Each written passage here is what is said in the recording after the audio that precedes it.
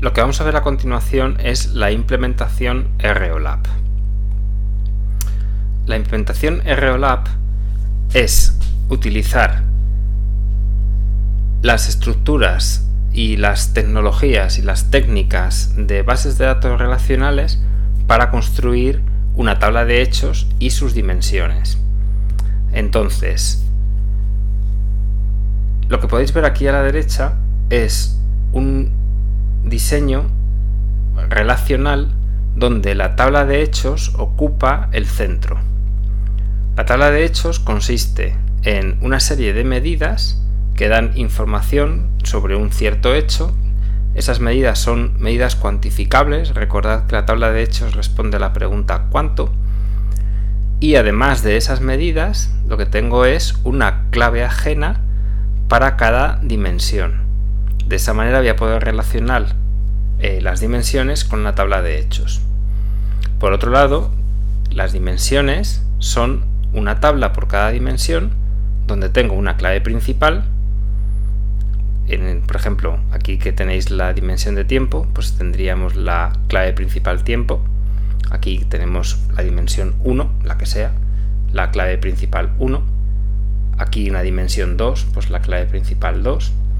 Y después, cada una de estas dimensiones tiene una serie de atributos que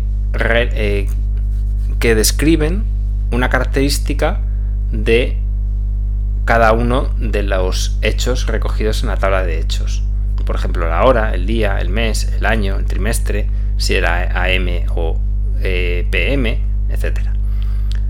Estas características que se recogen dentro de la tabla de dimensiones de tiempo responden a la pregunta ¿cuándo? Estas responderán a otra pregunta, la que sea, estas responderán a otra, etcétera, etcétera. ¿De acuerdo? Esto sí que es un modelo relacional. Aquí sí que estoy especificando claramente claves principales, claves ajenas, relaciones de uno a muchos, etc. Esto ya se corresponde con una implementación que podemos hacer a posteriori en SQL. Recordad siempre que una clave principal es un identificador único de cada una de las filas de la tabla. Es decir, dos filas en una tabla tendrán necesariamente que tener una clave principal diferente. PK viene de Primary Key. Una clave ajena o Foreign Key, FK, es una PK, una clave principal de una tabla que se incluye como atributo en otra y se crea una relación de uno a muchos. Finalmente, este esquema que veis aquí se llama esquema de estrella. Una de las cosas más importantes que tenéis que recordar a la hora de hacer una implementación ROLAP es que tenemos la tabla de hechos, una única tabla de hechos, y las tablas de dimensiones, una única tabla por cada dimensión. Hace unas transparencias, voy a ir a ella. Recordad que hicimos un modelo conceptual. Bueno, pues a la hora de construir la tabla de cada una de las dimensiones, lo que tenemos que hacer es recoger todos estos atributos que hemos ido poniendo en el modelo conceptual y colocarlos como elementos de mi tabla. Es decir, en un esquema estrella, esta tabla no va a tener a su vez otra y a su vez otra y a su vez otra. ¿De acuerdo? Ni esta va a tener otra y a su vez otra y a su vez otra. Lo ideal es que todos los elementos estén dentro de su tabla de dimensiones correspondiente. Si hacéis una búsqueda en Google de esquema estrella vais a ver un montón de ejemplos, son todos idénticos. Bueno, lo que vamos a hacer a continuación es dar una serie de recomendaciones para construir un esquema estrella.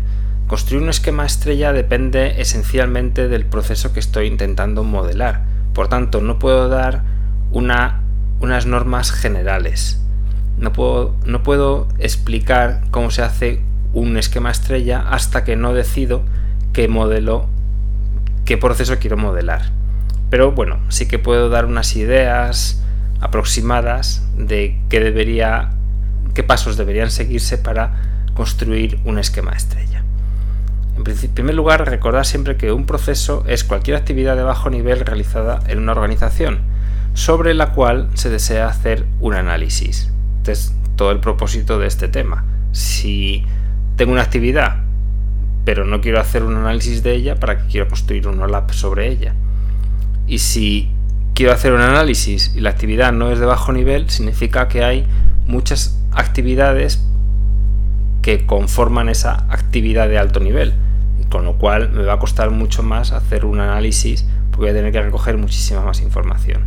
Vale, bueno, ejemplos de procesos de negocio: tomar pedidos, hacer facturas, recibir pagos, registrar mercancías, procesar reclamaciones, gestionar llamadas de atención a clientes. Todas estas pequeñas tareas que se tienen que llevar a cabo en una organización son, si recordáis, la definición de proceso de negocio. Los procesos suelen tener las siguientes características comunes. Para desempeñarlos suele intervenir un sistema que opera día a día en las transacciones de la organización.